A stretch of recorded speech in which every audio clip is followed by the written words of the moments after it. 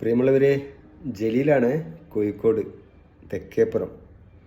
നിങ്ങൾക്ക് എല്ലാവർക്കും സുഖം തന്നെയല്ലേ? സുഖമാണെന്ന് വിശ്വസിക്കുന്നു. ഇപ്പോൾ ഞാനൊരു വീഡിയോ ആയിട്ട് വരാൻ കാരണം, ഒരാഴ്ച മുമ്പ് ഒന്ന് രണ്ട് പത്രത്തിലെ ഒരു വാർത്ത ഉണ്ടായി. അപ്പം നമ്മുടെ ഗ്രൂപ്പിലുള്ള നമ്മളിഷ്ടപ്പെടുന്ന, ഞങ്ങളെ സ്നേഹിക്കുന്ന ഒരു 3-4 വ്യക്തികൾ എന്നെ വിളിച്ചിട്ട് കിട്ടായിട്ട് വാട്സപ്പിൽ വോയിസ് മെസ്സേജ് അയച്ചതായിരുന്നു. ആ പത്രത്തിൻ്റെ വാർത്ത എന്ന് പറഞ്ഞാൽ, അവർ ചെയ്യുന്ന സഹായങ്ങളൊക്കെ ഇങ്ങനത്തെ വ്യക്തികൾക്കാണ് അല്ലേ ജലീലെ, അല്ലെങ്കിൽ നിങ്ങളൊരു മറുപടി ഇതിന് തരുമോ എന്നൊക്കെ ചോദിച്ചിട്ടാണ്.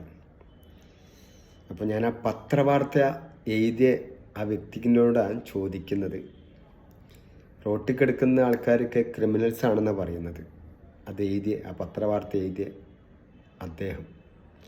ഇതിൻ്റെ ഒരു 3-4 സംഗതി എനിക്ക് പറയാനുണ്ട്. ആദ്യം തന്നെ പറയാനുള്ളത്, ഈ വീഡിയോ കുറച്ച് ലെങ്ത് ഉണ്ടാവും. മുഴുവനും കേൾക്കാനുള്ള സന്മനസ് നിങ്ങൾക്ക് എല്ലാവർക്കും ഉണ്ടാവണം. ഇത് കേട്ടിട്ട് മറ്റൊരാളിലേക്ക് ഷെയർ ചെയ്ത് കൊടുക്കണം. പ്രത്യേകിച്ച് ഇത് എഴുതിയതാണോ ആരാണോ ഈ വാർത്ത എഴുതിയത്, അദ്ദേഹത്തിൻ്റെ തെത്തണം. എൻ്റെ പൊന്നു മാഷിനോട് പറയാൻ, സങ്കടത്തോടെ പറയാൻ, റോട്ടിൽ കിടക്കുന്നത് പല ജില്ലയിലും തെരുവിലകപ്പെട്ടവർ നിരവധി ഉണ്ട്. എല്ലാ ജില്ലയിലും നിരവധി മനുഷ്യർ പല സാഹചര്യങ്ങളിൽ വന്നിലകപ്പെടാണ്. ഞാൻ എല്ലാ ജില്ലേനെ പറ്റിയിട്ടും ഇപ്പം എനിക്ക് പറയാൻ ഞാൻ ആളല്ല. എല്ലാ ജില്ലയിലും ഞങ്ങൾ ഈ പ്രസ്ഥാനം ഉണ്ടായിരുന്നു, ഇപ്പോൾ ഒഴിവാക്കിയതാണ്.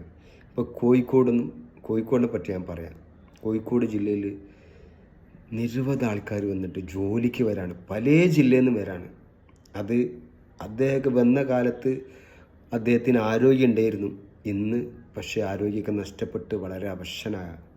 കാരണം ഒരു നേരത്തെ ഭക്ഷണം പോലും കിട്ടാത്തൊരവസ്ഥ. അതായത് അദ്ദേഹത്തിൻ്റെ എന്താ പറയുക, മാന്യത, അദ്ദേഹത്തിൻ്റെ സ്റ്റാറ്റസ് ഇങ്ങനെയൊക്കെ നോക്കിയിട്ട് ആരോടും വാങ്ങണ്ട. തെരുവ് കിടക്കുന്ന ആൾക്കാർക്ക് ഭക്ഷണം കൊണ്ടേ കൊടുക്കാനുള്ള നല്ല മനുഷ്യരുണ്ടാവാറുണ്ട്.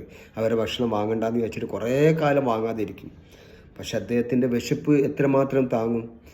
അങ്ങനെയാണ് വാങ്ങിപ്പോണത്. ഇപ്പോൾ സായിബാബുവിനോടായാലും ഞങ്ങൾ കൊടുക്കുന്ന ഭക്ഷണമായാലും വാങ്ങാൻ കാരണം ഇതുപോലുള്ളതാണ്. ഞാൻ പറഞ്ഞു വരുന്നത്, റോട്ടിൽ ഒരുപാട് ആൾക്കാർ കിടക്കുന്നുണ്ട്. പല ജില്ലയിൽ നിന്നും ജോലിക്കായിട്ട് വന്നിട്ട് തെരുവിലകപ്പെടാണ്. ഞാൻ എല്ലാവരും നല്ലവരാന്ന് പറയുന്നില്ല. റോട്ടിൽ കിടക്കുന്ന ക്രിമിനൽസ് ഉണ്ടാവില്ലേ? ഉണ്ടാകും.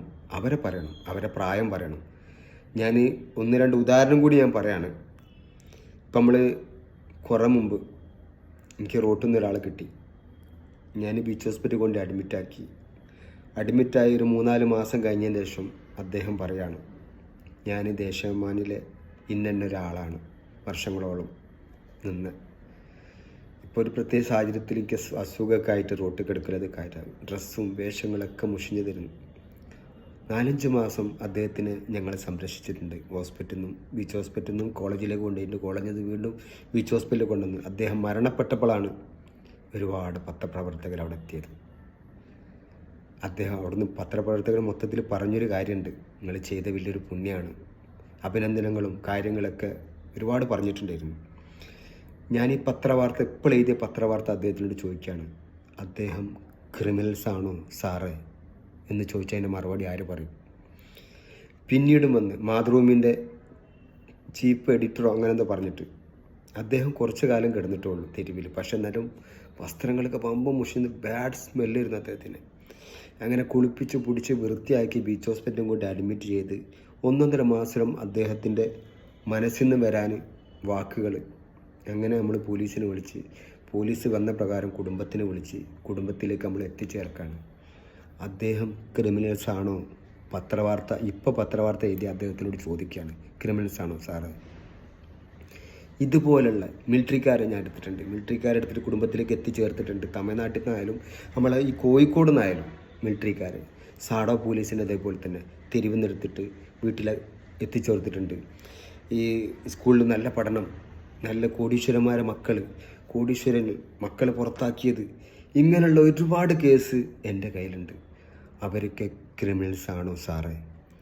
ഇനി ഒന്നും കൂടി പറയാം, ഈ ക്രിമിനൽസിനൊക്കെ ഇതിന് മുമ്പ്, ഇപ്പോൾ ഈ അടുത്ത കാലത്തല്ല, കൊറോണന് മുമ്പായിട്ട് ഈ അക്ഷയപാത്രം എന്നൊരു സംഭവം പോലീസുകാരൊക്കെ ഒന്നായിട്ട് തീരുമാനിച്ചിട്ട് എന്നെ വിളിച്ചിട്ടുണ്ടായിരുന്നു. ഞാനില്ല എന്ന് പറഞ്ഞൊരു ഭാഗം ഇങ്ങോട്ട് മാറി നിന്നതാണ് അതിൻ്റെ ഒത്തിരി കൂടെ നിൽക്കാൻ. ആ ക്രിമിനൽ സെല്ല് സാറുമാർ തിന്നാൻ കൊടുത്തിട്ടില്ലേ പൊന്നു സാറുമാർ, അപ്പം അവർ ക്രിമിനൽ സെല്ല് സാറേ. ഒരുപാട് ആൾക്കാർ പല തെറ്റ് ചെയ്തതും കൊലപാതകവും കള്ളുടിക്കാനും അടിച്ചവനും കൊന്നവനൊക്കെ നമ്മൾ ഓരോ ജയിലിൽ കൊണ്ടുപോയിട്ട് താമസിപ്പിച്ചിട്ട് അവർക്ക് തിന്നാൻ കൊടുക്കുന്നില്ലേ? അത് തെറ്റാണോ? ഇത് തെറ്റാണെന്ന് അത് തെറ്റാണ്. ഞാൻ പറയുമ്പോൾ ഒക്കെ പറയണമല്ലോ. ഇപ്പോൾ പോലീസുകാർ പറഞ്ഞാൽ നമ്മൾ അധ്യാപകരാണ്, എൻ്റെയൊക്കെ അധ്യാപകരാണ്. ഒരുപാട് പാഠങ്ങൾ ഒരുപാട് കാര്യങ്ങൾ പറഞ്ഞ് മനസ്സിലാക്കി തന്ന് ഇപ്പോഴും നമ്മളൊരു LKG വിദ്യാർത്ഥിയായിട്ട് നിൽക്കുകയാണ്. പോലീസുകാരാണ് കേട്ടോ. നമ്മൾ വിളിച്ചാൽ വെളിപ്പുറത്തെത്തുന്നു. എല്ലാ ജില്ലയിലായി കഴിഞ്ഞാൽ പോലീസിനൊന്ന് കോൾ ചെയ്താൽ പോലീസിനോട് വരുന്നത് അവരെ നല്ല മനസ്സിന് ബിഗ് സല്യൂട്ടുണ്ട്. ഇപ്പോൾ ഈ അടുത്ത കാലത്ത് ഒരു മാങ്ങ മോഷ്ടിച്ചിട്ട് ഒരു പോലീസുകാരൻ വന്നിട്ട് എല്ലാ പോലീസിനും നാണക്കേടായി അല്ലേ? അതേപോലെ തന്നെ പോലീസുകാർ ഓരോ പോലീസുകാരുണ്ട് ഫോട്ടോ എടുത്തിട്ട് വീഡിയോ എടുത്തിട്ട് ഓടിച്ചിട്ട് വണ്ടിയിട്ട് മരിക്കുന്ന കേസ്. പോലീസുകാരൊക്കെ ഒരാൾ തെറ്റ് ചെയ്ത് കഴിഞ്ഞാൽ എല്ലാ പോലീസും തെറ്റുകാരാണ് സാറേ. എന്താണ് സാറേ? ഇനിയെങ്കിലും എഴുതുമ്പോൾ ഒരു മനുഷ്യനെ കുറിച്ചിട്ട് അറ്റ്ലീസ്റ്റ് അവരെ നടപടിക്കുറിച്ച് അവരെന്തായിരുന്നു? ആയ കാലത്ത് അവർക്ക് എല്ലാവരും ഉണ്ടായിരുന്നു. കുടുംബങ്ങളുണ്ട്, മക്കളുണ്ടായിരുന്നു, അമ്മ ഉണ്ടായിരുന്നു, അച്ഛനുണ്ടായിരുന്നു, സുഹൃത്തുക്കളുണ്ടായിരുന്നു. ഇന്ന് അവർക്കൊന്നുമില്ലാത്ത കാരണം എന്താണ്? കയ്യിൽ പൈസ ഇല്ല സാറേ. ഗൾഫിൽ പോയിട്ട് അധ്വാനിച്ചിട്ട് മാസം മാസം വൈഫിന് പൈസ അയച്ചു കൊടുക്കും. കൊല്ലങ്ങളോളം കഴിഞ്ഞിട്ട് ഇവിടത്തേക്ക് വരുമ്പോൾ വൈഫിന് വേറൊരു അഫെയർ ഉണ്ടാവും. മനസ്സ് താങ്ങാൻ പറ്റില്ല സാറേ. മനസ്സ് താങ്ങാൻ പറ്റായിട്ട് തെരുവിലേക്ക് ഇറങ്ങുന്ന സ്റ്റേജ്. സ്വന്തം മക്കളെ തീറ്റി പോറ്റി വളർത്തിയിട്ട് ആ മക്കൾ സ്വത്തിന് വേണ്ടിയിട്ട് കയ്യൊപ്പിട്ട് കൊടുത്തിട്ട് ആ അച്ഛനെ പിടിച്ചിട്ട് പുറത്താക്കുക. ആ അച്ഛനൊക്കെ എടുക്കുന്ന സ്ഥലമാണ് സാറേ തെരുവോരം. ഇന്ന് സാറ് ഇന്ന് എഴുതി വാർത്ത, നാളെ സാറ് എങ്ങനെ ആയിരിക്കും എന്നുള്ളത് ചിന്തിക്കാൻ പറ്റും സാറേ? പറയാൻ പറ്റില്ല സാറേ, പറയാൻ പറ്റില്ല. അങ്ങനെയുള്ളൊരു വാർത്ത ഞാൻ ഫസ്റ്റ് തന്നെ പറഞ്ഞത്. അദ്ദേഹം ചീഫ് എഡിറ്റർ ആയിരുന്നു ഇതൊക്കെ എന്ന് പറഞ്ഞാൽ അദ്ദേഹം ദേശാഭിമാനിയിൽ മാതൃഭൂമിയിലൊക്കെ പത്രത്തിൽ ആൾക്കാർ തെരുവോരത്ത് കിടക്കണേ. എല്ലാവരും അങ്ങനെ പറയരുത്. ആരാണോ ചെയ്തത് അദ്ദേഹത്തിൻ്റെ പ്രായം എഴുതണം, അദ്ദേഹത്തിൻ്റെ വയസ്സ് എഴുതണം, ഇങ്ങനെയൊക്കെ എഴുതിയിട്ട് പറയാം. അല്ലാതെ ഒരു പോലീസുകാരൻ പറഞ്ഞെന്ന പ്രകാരം എഴുതുമ്പം നിങ്ങൾക്കൊരു മനസ്സാക്ഷിയില്ലേ സാറേ? ആരാണ് സാറേ തോപ്പിക്കുന്നത്? ആർക്ക് വേണ്ടിയിട്ട് അങ്ങനെ എഴുതണം സാറേ? ആർക്ക് വേണ്ടിയിട്ട്? നമ്മൾക്ക് ഒരു മനുഷ്യന്മാരെ വെറും ഒരു മനുഷ്യർ മാത്രം. ഇന്ന് എല്ലാത്തിനും ഇപ്പോൾ ഒരു ഫോൺ വാങ്ങിയാൽ 1 കൊല്ലം 2 കൊല്ലം ഗ്യാരണ്ടി, ഒരു ഫാനിന് ഇതേപോലെ 2 ഗ്യാരണ്ടി. മനുഷ്യനിക്ക് എന്ത് ഗ്യാരണ്ടിയാണ് സാറേ? മരിക്കുന്ന ശരീരം സാറേ. ഞാനും മരിക്കും, നിങ്ങളും മരിക്കും, എല്ലാവരും മരിക്കാനുള്ളത്. ഇനിയെങ്കിലും പൈസക്ക് വേണ്ടിയിട്ട് അല്ലെങ്കിൽ നിങ്ങളെ പത്രം ചിലവാകാനും വേണ്ടിയിട്ട് ഇങ്ങനത്തെ വാർത്ത കൊടുക്കുമ്പോൾ മനുഷ്യനെന്ന പരിഗണന കൊടുക്കണം സാറേ. അങ്ങനെ കൊടുക്കണമെന്നുണ്ടെങ്കിൽ അവരറിയാൻ വേണ്ടി ശ്രമിക്കണം സാറേ. അവരെങ്ങനെയാണ് ഇവിടെ എത്തിയത്? ആരായിരുന്നു അത്?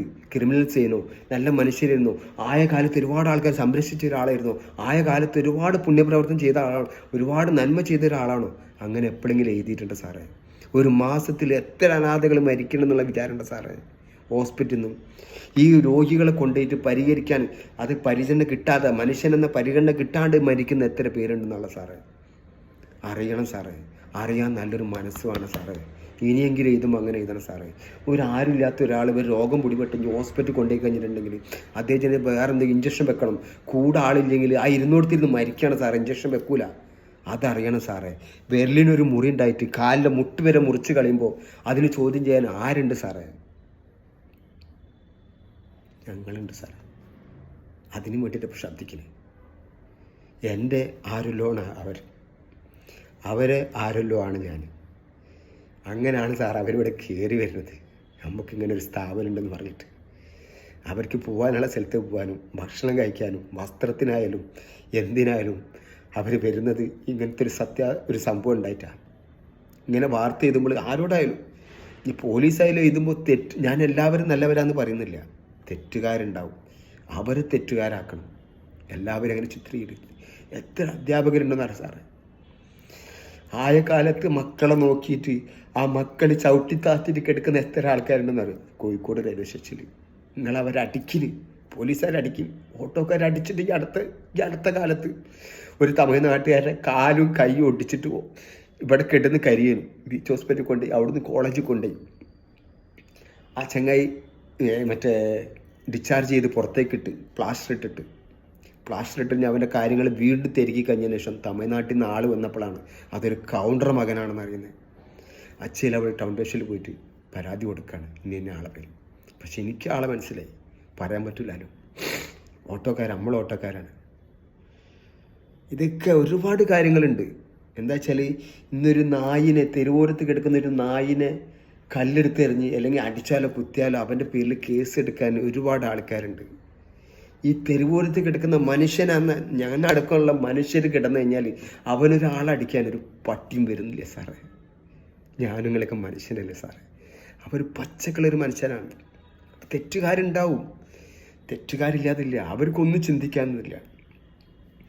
അവർ നമ്മൾ ഇന്ത്യൻ ഗവൺമെൻറ് അല്ലെങ്കിൽ നമ്മളെ കേരളത്തിൻ്റെ ഗവൺമെൻറ് വിൽക്കുന്ന മദ്യം കുടിക്കുന്നവരെ കൂടുതലായിട്ട് രാവിലെ ഇറങ്ങും സാറേ പൊളിച്ചക്ക് ആക്കിരി പറക്കാനൊക്കെ. ആക്കിരി പെറുക്കിയിട്ട് കുപ്പി വെച്ചിട്ട് 400-500 രൂപ ചിലപ്പോൾ കിട്ടും. ഫുള്ള് മദ്യവയ്ക്ക് സാറേ. ആ മദ്യവെച്ചിട്ട് പിന്നെ വിശന്നിട്ട് നിൽക്കാൻ ഒന്നും ചിന്തിക്കുന്ന ചിന്താഗതി വരാതിരിക്കാനാണ്. എൻ്റെ മക്കളെ തള്ളിക്കളഞ്ഞല്ലോ, എന്നെ ഭാര്യ എന്നെ ഉപേക്ഷിച്ച് പോയല്ലോ, എന്നെ വീട്ടിൽ വാടാന്നില്ല, അവർക്ക് ചിന്താഗതി വരാതിരിക്കാനും വേണ്ടിയിട്ടാണ് മദ്യപിക്കുന്ന ലഹരിൻ്റെത്. എത്ര ആൾക്കാരെ കൊണ്ടുപോയിട്ട് അഡ്മിറ്റ് ആക്കിയത് സാറേ? എത്ര ആൾക്കാർ, എത്ര മരണം സാറേ? ഒരുപാട് ആൾക്കാരോട് പറഞ്ഞു പരിഹാരം കിട്ടുന്നില്ല മെഡിസിന് വേണ്ടിയിട്ട്. അവരെ കാലൊടിഞ്ഞ ആൾക്കാരൊക്കെ പച്ചയിൽ ഡിസ്ചാർജ് ചെയ്ത് വിടാണ്. എവിടെയൊക്കെ എടുക്കും സാറേ? എവിടെയൊക്കെ എടുക്കും? ആരോട് പറയും? ആരുണ്ട് സാർ അവർക്ക് ആരുണ്ട്? സാറിനെ പോലത്തെ ആൾക്കാർ വിചാരിച്ചാൽ ഒരിക്കലും വേണ്ടി പലതും ചെയ്യാൻ പറ്റും സാറേ. ഞങ്ങൾ ഈ ജില്ലയിൽ മാത്രം ഒരു മാസത്തിൽ ഇത്തരത്തിലും മരണം നടക്കുന്നുള്ളത് അത് അന്വേഷിച്ച് പോയപ്പോഴാണ് വലിയൊരു സംഭവങ്ങൾ കിടക്കുന്നത്. അതൊന്നും പറയാൻ പറ്റില്ല. പറഞ്ഞാലൊക്കെ നമ്മൾ ഒറ്റപ്പെടുന്ന മാതിരാ. അതറിയണം സാറ്. അതറിയാനും വേണ്ടി ഒരു തീരുമാനത്തിലെത്തിന് ഞാൻ ഒരുപാട് നിവേദനം കൊടുത്തു നോക്കി ഇവർക്ക് വേണ്ടി പരിഹാരം കിട്ടാൻ. ഈ ഡെസ്റ്റിറ്റ്യൂട്ട് എന്ന് പറഞ്ഞാൽ ആരോരും ഇല്ലാത്തവർക്ക് ഒരു പരിഹാരം കിട്ടാനും വേണ്ടിയിട്ട് ആരും വന്നിട്ടില്ല. സാമ്യോപ്പി വന്നിട്ടില്ല, കലക്ടർ വന്നിട്ടില്ല, ആരും ഒരു രാഷ്ട്രീയക്കാരും മുന്നോട്ട് വരുന്നില്ല. കാരണം അവർക്ക് ആരുമില്ല. ആരോരും ഇല്ലാത്തവർക്ക് ചെയ്തു കഴിഞ്ഞാൽ ഒന്നും പരിഹാരം കിട്ടില്ല. അതുകൊണ്ടാണ് ഈ പ്രസ്ഥാനം ഇന്നും താഴെ തട്ടി കിടക്കുന്നത്. അതിനെ കൊണ്ടാണ്. കാരണം ഇവർക്ക് വേണ്ടി ചെയ്താൽ ഒന്നും കിട്ടൂല. പക്ഷെ കിട്ടും. ഇന്ന് ഇവിടെ നിന്നല്ലെങ്കിലും നാളെ അവിടെ നിന്ന് കിട്ടും സാറേ. ഈ പുണ്യം, ദാനം, ധർമ്മം എന്നുള്ളൊരു വാക്കുണ്ടെങ്കിൽ അത് എന്നും തലകാക്കും. അങ്ങനെ തന്നെയല്ലേ? ഞാൻ വാക്കിലേക്ക് എന്തെങ്കിലും തെറ്റ് പറ്റിയിട്ടുണ്ടെങ്കിൽ പൊരുത്തപ്പെടണം. ഇനിയെങ്കിലും എഴുതുമ്പോൾ അല്പമെങ്കിലും സത്യം ഉണ്ടാവണം. നിങ്ങൾക്ക് പത്രപ്രവർത്തകർക്കും മീഡിയക്കാർക്കും ഉള്ളതാണ് കിട്ടുന്ന വാർത്ത കൊണ്ടതാക്കി. നമ്മളൊരു സത്യത്തിൻ്റെ ഒരു പ്രവർത്തനത്തിലോ ഒരു സത്യത്തിൻ്റെ ഒരു വാക്ക് ഇതാക്കാൻ നിങ്ങൾ വരില്ല. ഒരു രാഷ്ട്രീയക്കാർ വിളിക്കുമ്പോൾ തന്നെ അപ്പത്തിന് അങ്ങോട്ട് പോകും. ഈ രാഷ്ട്രീയം ഇല്ലെങ്കിൽ നിങ്ങൾക്ക് എങ്ങനെ ജീവിക്കും? പത്രമായാലും ചാനലുകാരൊക്കെ അല്ലേ? രാഷ്ട്രീയക്കാർ ചെയ്യുന്നതിനെക്കാട്ടും അങ്ങേ ഡബിളായിട്ട് ചെയ്യുന്ന ഒരുപാട് സംഘടനകളുണ്ട് സാറേ.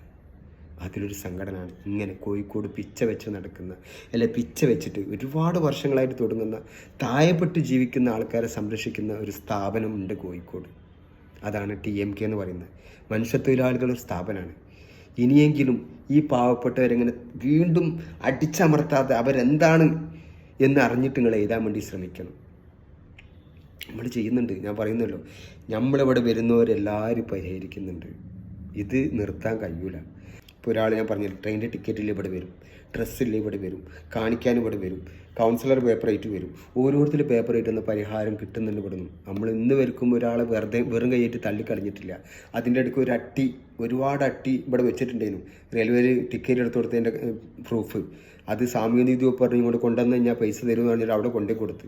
ഇന്ന് ഇവർക്കായിട്ടൊരു 10 പൈസ കിട്ടിയിട്ടില്ല സാർമാരെ, കിട്ടിയിട്ടില്ല. അതെന്തുകൊണ്ടാണ് കിട്ടാത്തവർ?